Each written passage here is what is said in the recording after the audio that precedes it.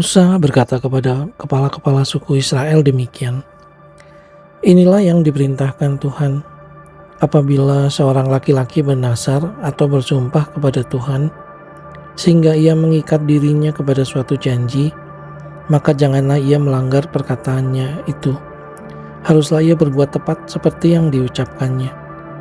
Tetapi apabila seorang perempuan bernasar kepada Tuhan dan mengikat dirinya kepada suatu janji di rumah ayahnya, yakni pada waktu ia masih gadis, dan ayahnya mendengar nasar dan janji yang mengikat diri anaknya itu, tetapi ayahnya tidak berkata apa-apa kepadanya, maka segala nasarnya itu akan tetap berlaku dan setiap janji mengikat dirinya akan tetap berlaku juga. Tetapi jika ayahnya melarang dia pada waktu mendengar itu, maka segala nasar dan janji yang mengikat diri anaknya itu tidak akan berlaku, dan Tuhan akan mengampuni perempuan itu sebab ayahnya telah melarang dia. Tetapi jika perempuan itu bersuami dan ia masih berhutang karena salah satu nasar atau salah satu janji yang diucapkannya begitu saja dan yang mengikat dirinya, dan suaminya mendengar tentang hal itu tetapi tidak berkata apa-apa kepadanya pada waktu mendengarnya, maka nasarnya itu akan tetap berlaku dan janji yang mengikat dirinya akan tetap berlaku juga. Tetapi apabila suaminya itu pada waktu mendengarnya melarang dia, maka ia telah membatalkan nasar yang menjadi hutang istrinya dan janji yang diucapkannya begitu saja dan yang mengikat istrinya, dan Tuhan akan mengampuni istrinya itu. Mengenai nasar seorang janda atau seorang perempuan yang diceraikan, segala apa yang mengikat dirinya akan tetap berlaku baginya.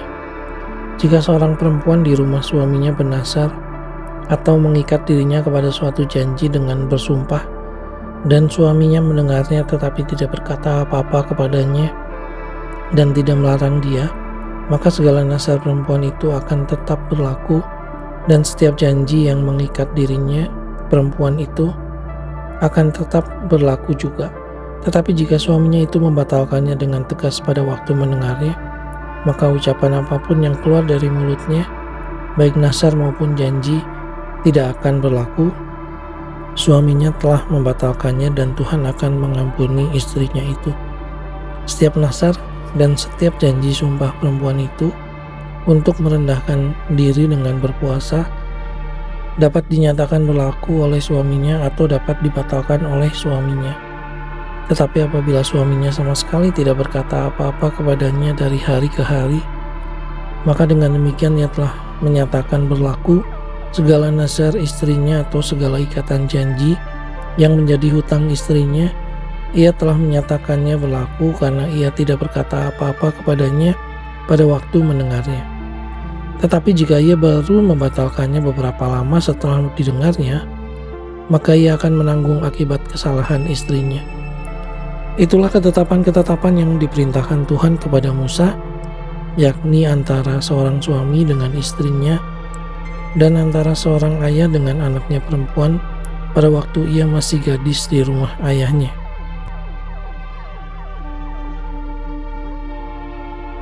Tuhan berfirman kepada Musa, "Lakukanlah pembalasan orang Israel kepada orang Midian, kemudian engkau akan dikumpulkan kepada kaum leluhurmu." Lalu berkatalah Musa kepada bangsa itu, "Baiklah sejumlah orang dari antaramu mempersenjatai diri untuk berperang, supaya mereka melawan Midian untuk menjalankan pembalasan Tuhan terhadap Midian.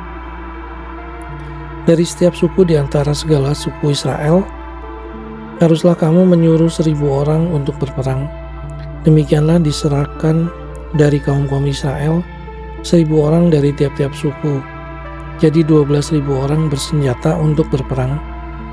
Lalu Musa menyuruh mereka untuk berperang, 1.000 orang dari tiap-tiap suku bersama-sama dengan Pinehas anak Imam Eleazar untuk berperang, dengan membawa perkakas tempat kudus dan nafiri-nafiri pemberi tanda semboyan.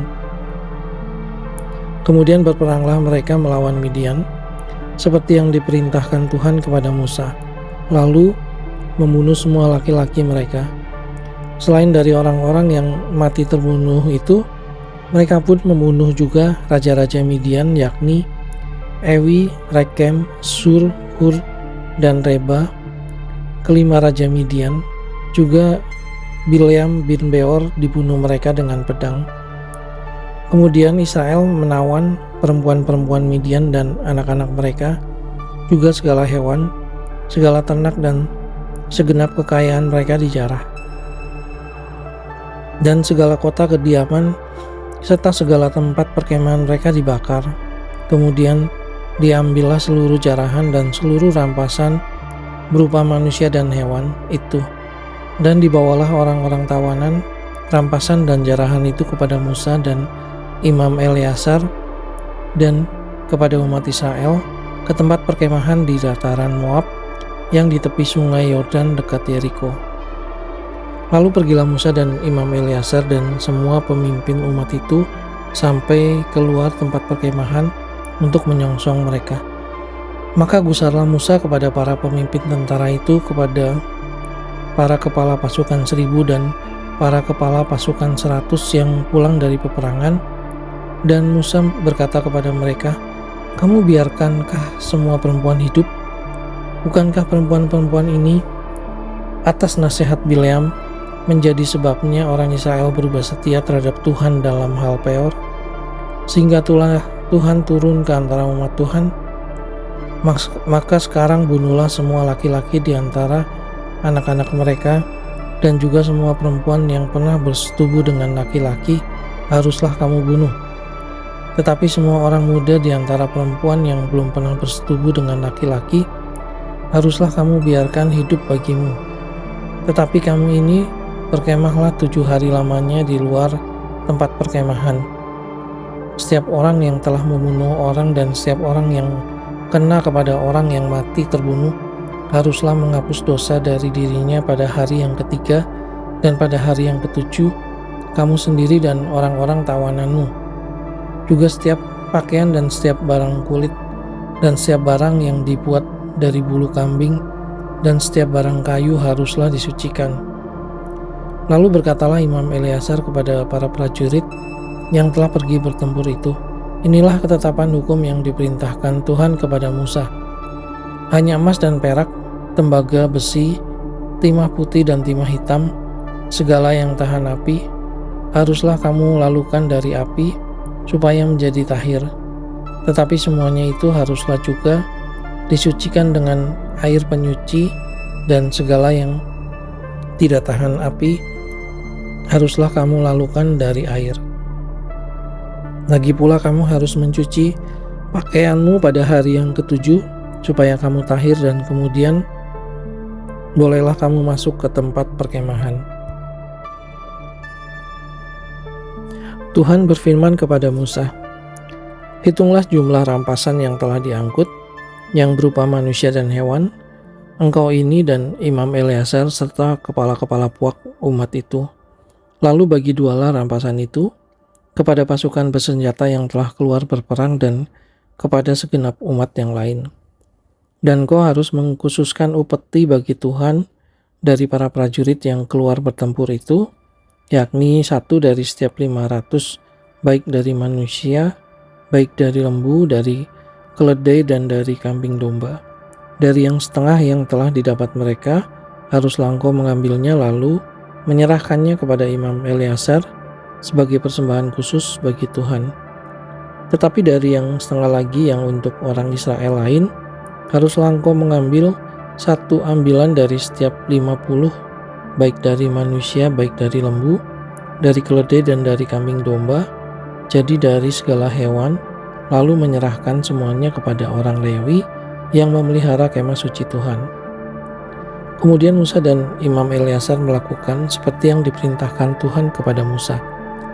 Adapun rampasan, yakni yang masih tinggal dari apa yang telah dijarah laskar itu, berjumlah 675.000 ekor kambing domba dan 72.000 ekor lembu dan 61.000 ekor keledai. Selanjutnya orang-orang, yaitu perempuan-perempuan yang belum pernah bersetubuh dengan laki-laki, seluruhnya 32.000 orang, yang setengah yang menjadi bagian orang-orang yang telah keluar berperang itu jumlahnya 337.500 ekor kambing domba. Jadi upeti bagi Tuhan dari kambing domba itu ada 675 ekor. Lembu-lembu 36.000 ekor. Jadi upetinya bagi Tuhan ada 72 ekor. Keledai-keledai 30.500 ekor. Jadi upetinya bagi Tuhan ada 61 ekor. Dan orang-orang 16.000 orang, jadi upetinya bagi Tuhan 32 orang. Lalu Musa menyerahkan upeti yang dikhususkan bagi Tuhan itu kepada Imam Eleazar seperti yang diperintahkan Tuhan kepada Musa. Yang setengah lagi yang menjadi bagian orang Israel lain yang dipisahkan Musa dari bagian orang-orang yang telah berperang itu, yaitu yang setengah yang menjadi bagian umat yang lain itu domba-domba 337.500 ekor, lembu-lembu 36.000 ekor, keledai-keledai 30.500 ekor, dan orang-orang 16.000 orang. Lalu Musa mengambil dari yang setengah yang menjadi bagian orang Israel lain itu satu ambilan dari setiap 50, baik dari manusia baik dari hewan, kemudian menyerahkan semuanya kepada orang Lewi yang memelihara kemah suci seperti yang diperintahkan Tuhan kepada Musa. Lalu mendekatlah para pemimpin tentara, yakni kepala-kepala pasukan 1.000 dan kepala-kepala pasukan 100 kepada Musa serta berkata kepadanya, "Hamba-hambamu ini telah menghitung jumlah prajurit yang ada di bawah kuasa kami, dan dari mereka tidak ada seorang pun yang hilang. Sebab itu kami mempersembahkan sebagai persembahan kepada Tuhan apa yang didapat masing-masing, yakni barang-barang emas, gelang kaki, gelang tangan, cincin, meterai, anting-anting, dan kerongsong untuk mengadakan pendamaian bagi nyawa kami di hadapan Tuhan." Maka Musa dan Imam Eleazar menerima dari mereka emas itu, semuanya barang-barang tempaan, dan segala emas persembahan khusus yang dipersembahkan mereka kepada Tuhan, yakni yang dari pihak kepala-kepala pasukan 1.000 dan kepala-kepala pasukan 100, ada 16.750 shikal beratnya. Tetapi prajurit-prajurit itu masing-masing telah mengambil jarahan bagi dirinya sendiri. Setelah Musa dan Imam Eleazar menerima emas itu dari pihak kepala-kepala pasukan 1.000 dan kepala-kepala pasukan 100, maka mereka membawanya ke dalam kemah pertemuan sebagai peringatan di hadapan Tuhan untuk mengingat orang Israel.